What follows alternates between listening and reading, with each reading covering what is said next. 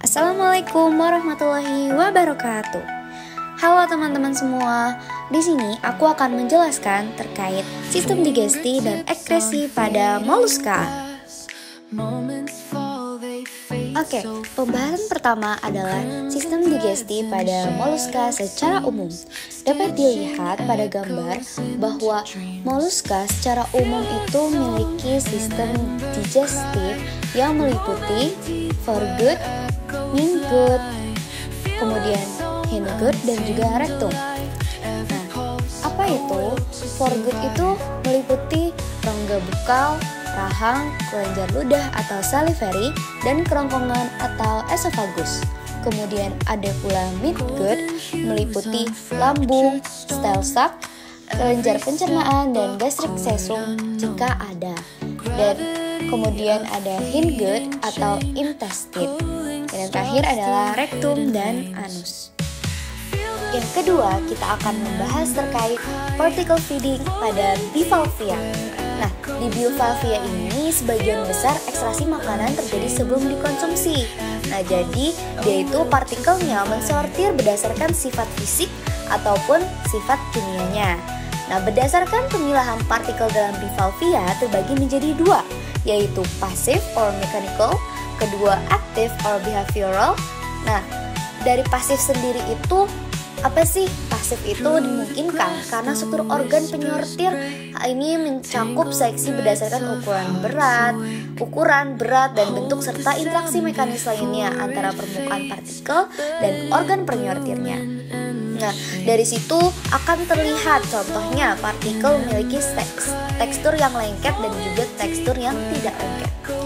Yang kedua, active or behavioral itu terjadi ketika perubahan diprakarsai oleh struktur pemilahan, misalnya kontraksi otot, aktivitas ciliaris, karena rangsangan oleh kualitas partikel terutama isyarat kimiawinya. Nah, dari adanya isyarat kimiawi ini itu dapat membedakan partikel pada bivalvia, namun ukuran, bentuk, atau sifat permukaan partikel belum sepenuhnya diabaikan.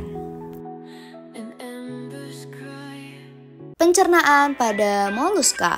Pada kebanyakan moluska, makanan yang tertelan tercampur dalam lendir dari rongga mulut dan bercampur dengan air liur yang mungkin juga mengandung enzim. Dan setidaknya pada beberapa jenis mendapatkan enzim dari kelenjar di kerongkongan. Selanjutnya, makanan dengan cepat dipindahkan ke perut. Enzim yang diproduksi di style sac dilepaskan dari crystalline style jika ada, dan enzim tambahan dapat diproduksi di kelenjar pencernaan.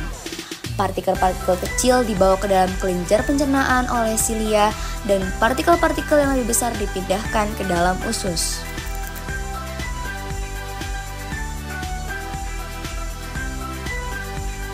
Pencernaan yang dimiliki oleh bivalvia terdiri dari pencernaan ekstraseluler, pencernaan intraseluler, dan protobranch.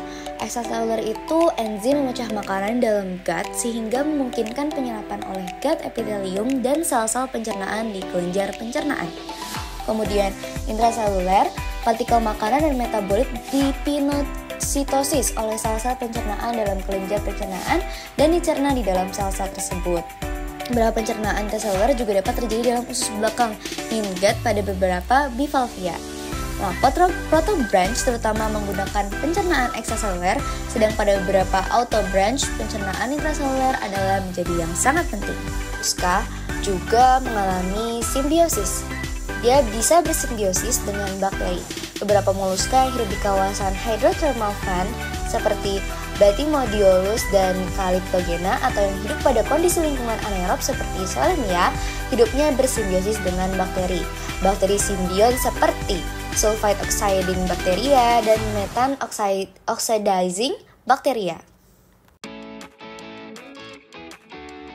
Terakhir adalah sistem ekskresi pada moluska. Ekskresi memiliki 3 peran utama.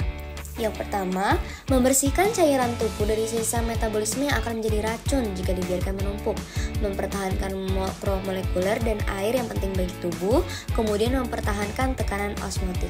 Nah, sel-sel yang membentuk sistem ekskresi moluska menjalankan 3 fungsi dasar, yaitu penyaringan urin, primer dari hemokoel, pengangkutan produk limba dari hemolimfa ke dalam urin, dan reabsorpsi metabolit yang berguna.